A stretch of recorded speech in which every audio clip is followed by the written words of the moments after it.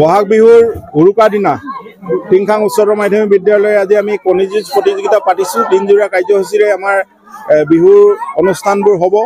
আমাৰ ছাত্ৰ ছাত্ৰীসকলে সৰহসংখ্যকে আজি নাচনী সাজেৰে ইয়ালৈ আহিছে আৰু আমি বহাগক আদৰণি জনাইছোঁ। আৰু পৰম্পৰাগতভাৱে পালন কৰি অহা এই বহাগ বিহুটিক আমিও টিংখাং উচ্চতৰ মাধ্যমিক বিদ্যালয়ে আমি ভাবিলোঁ যে কণী যুঁজ আমাৰ মাজৰ পৰা নাইকিয়া হৈছে, গতিকে সমূহ ছাত্ৰ ছাত্ৰীৰ মাজত আমাৰ আজি প্ৰায় 800 কণী এই বিদ্যালয়লৈ অনা হৈছিল। এই কণী যুঁজ হ'ল আৰু কণী যুঁজ কৰাৰ পাছত ছাত্ৰ ছাত্ৰীসকলৰ যিটো উৎসাহ দেখিছোঁ, সঁচাকৈ এইটো বৰ ভাল এটা আমাৰ জাতিটোৱে বৰ ভাল এটা প্ৰতিযোগিতা আচলতে আৰম্ভ কৰিছিল। আৰু এইদৰে আমি আজি এই কণী যুঁজ প্ৰতিযোগিতা পাতি আমি উৎসাহী হৈছোঁ, আনন্দিত হৈছোঁ। আৰু মই এবাৰ প্ৰথমতে আজি আহোঁতে ভাবিছিলোঁ যে উৰুকা দিনা ছাত্ৰ ছাত্ৰীসকল আহিবনে নাই, অনুষ্ঠানটো হ'বনে নাই, যে আহি আমি দেখিলোঁ যে সুন্দৰ এটা অনুষ্ঠান হ'ল।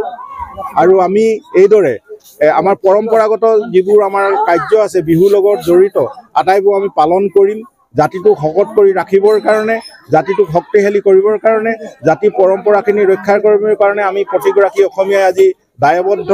আৰু দায়বদ্ধতাৰে কাম কৰি গ'লে অসমীয়া জাতিৰ যি ঐতিহ্য, পৰম্পৰা আৰু শৌৰ্যবীৰ্য এই আটাইখিনি আমাৰ থাকিব। আৰু বহাগতে আমি পণ কৰোঁ যে বছৰটোৰ বাবে আমাৰ পৰিয়ালবোৰ, আমাৰ সমাজখন, আমাৰ বিদ্যালয়সমূহ যাতে ভালকৈ থাকে আৰু আটায়ে মিলিজুলি এক সুন্দৰ পৰিৱেশত আমি যাতে ক্ৰমে ক্ৰমে আমাৰ চিন্তাবোৰ উন্নত মানৰ কৰি গৈ থাকোঁ। এই বহাগে তাকেই আমাক সকিয়নি দিয়ে আৰু বহাগত আমি তাকে পণ কৰোঁ।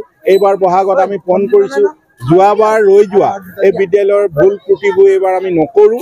এক নতুন পৰম্পৰা ৰক্ষা কৰি আৰু নতুনত্ব কিবা এটা ৰাখিবৰ কাৰণে আজি আমি ইয়াত উৰুকা দিনটো আজি আমি ইয়াত পালন কৰিছোঁ।